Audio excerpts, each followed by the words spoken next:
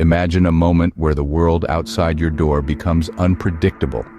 A natural disaster, civil unrest, or even a pandemic. In such times, the safety of your home becomes paramount, as does the need for self-reliance. This is where the concept of bugging in comes into play. It's about being prepared, about turning your home into a haven of safety and sustainability when the outside world is anything but. In this video, we'll delve into the essentials of bugging in. We'll talk about the necessary supplies and tools you'll need, from food and water to medical supplies and backup utilities. We'll discuss ways to secure your home, strategies for gathering information, and how to create a comprehensive bug-in plan. Each aspect is crucial in ensuring you and your family can weather any storm that comes your way. Bugging in is not about fear, but about being prepared. So let's dive into how to effectively bug in.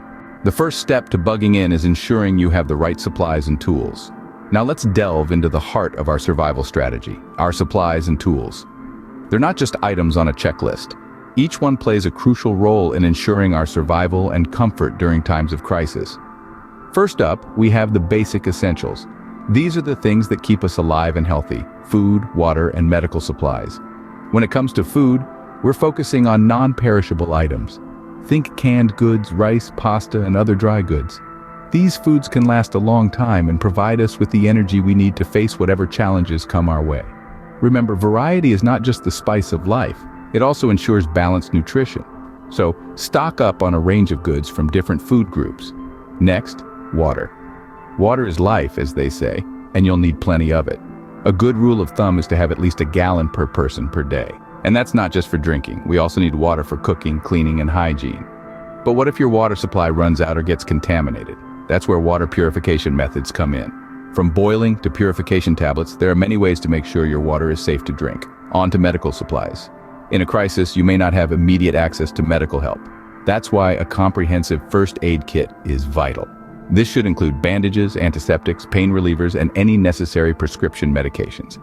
Don't forget about nitrile gloves and biohazard bags. These can protect you from infection and help you safely dispose of medical waste. Now let's talk about survival gear. This is where your tactical multi-tools, paracord, duct tape, flashlights, and glow sticks come in. These items may seem simple, but they can be lifesavers in a pinch.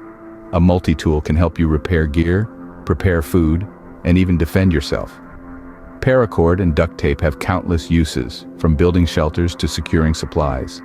Flashlights and glow sticks can provide light when power is down, making your environment safer and more comfortable. Lastly, we've got backup utilities. In a crisis, we can't always rely on the grid to power our homes. That's why alternative power sources like solar panels and generators are so important. They can keep our lights on, our communication devices running, and our morale up. In sum, your survival supplies should cover your basic needs: food, water, and health. Your survival gear should help you navigate and adapt to the challenges of your situation.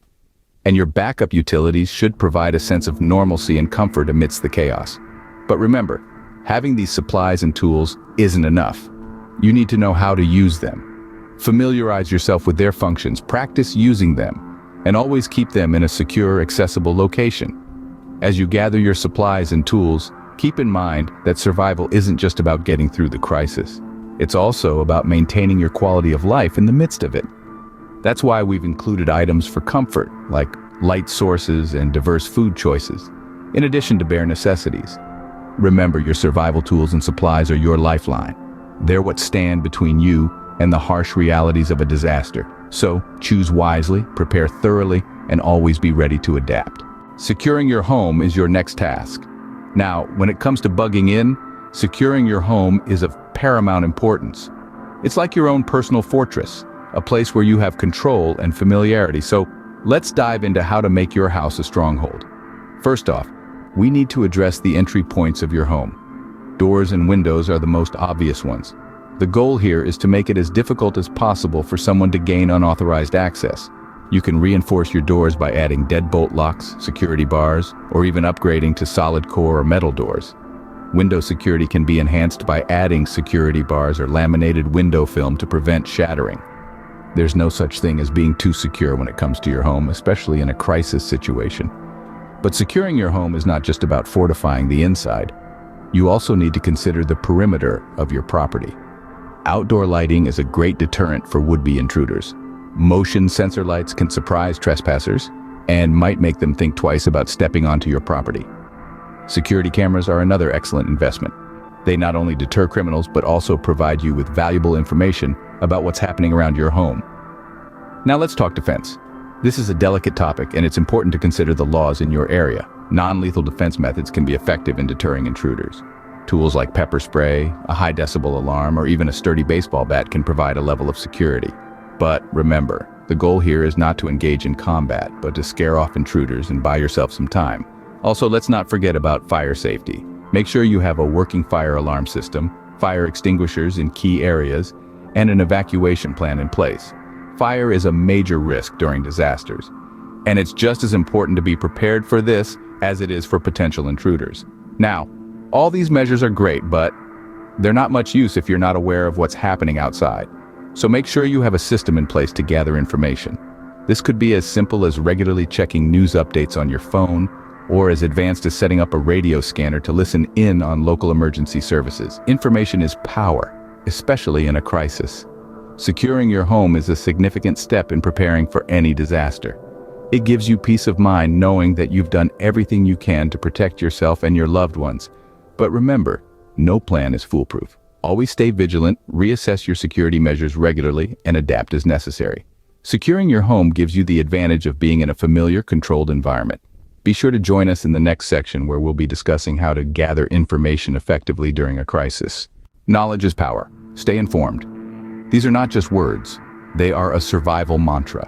When you're bugging in, knowing what's happening around you is as crucial as having the right supplies. Information gathering is a key component of your survival strategy. Let's start with local and regional sources. Police scanners and NOAA emergency radios can provide invaluable real-time updates on unfolding situations. These sources can alert you to potential threats, from civil unrest to severe weather warnings, allowing you to respond accordingly. Local news can also provide crucial updates. While it may not always be the fastest source of information, it can offer a broader perspective on the situation. Next, don't overlook the power of alternative media. This could mean online forums, social media, or independent news outlets. These can often provide early warnings on potential crises or insights that mainstream media might not cover. Remember, the goal here is not to fuel paranoia, but to stay informed. Always cross-check information from multiple sources to ensure its reliability. Finally, don't forget to keep an eye on Mother Nature herself.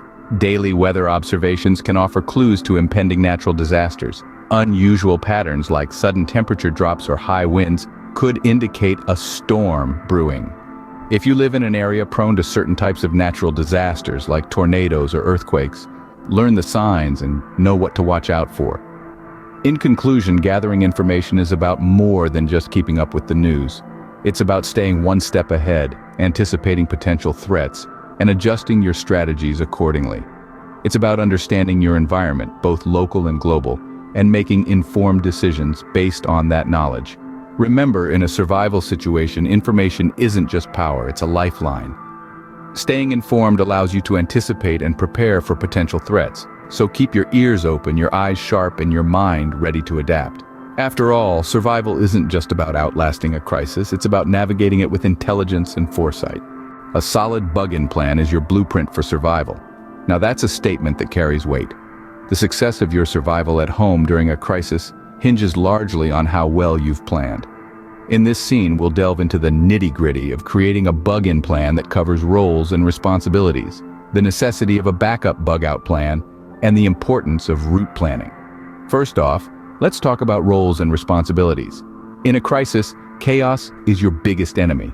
To prevent this, it's essential to assign specific roles to each member of your household. This not only ensures tasks are carried out efficiently, but it also gives everyone a sense of purpose and control in an otherwise uncontrollable scenario. For instance, one person could be in charge of managing supplies, keeping an eye on the inventory and rationing. Another could handle security, keeping a vigilant eye on the home's perimeter and ensuring all entry points are secure. Yet another could be tasked with gathering information, keeping abreast of news updates, or operating the emergency radio.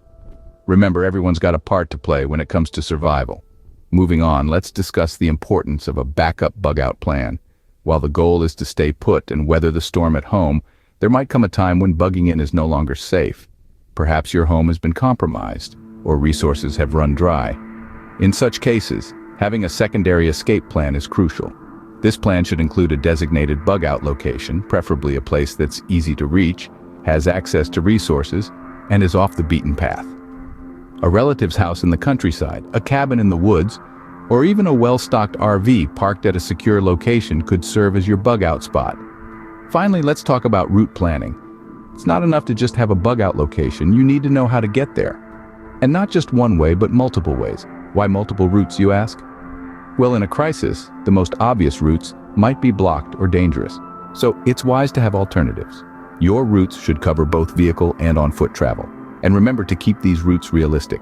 A 10-mile hike through rough terrain might not be feasible for a family with young kids or elderly members. Once you've mapped out these routes, practice them. Make sure each family member knows them well. This isn't a one-time thing either. Keep practicing until every turn and landmark is etched in your memory. In conclusion, a bug-in plan isn't something you whip up in a hurry. It requires thoughtful planning and regular practice. It's about knowing your roles, having a backup plan, and being prepared to adapt when things don't go as expected.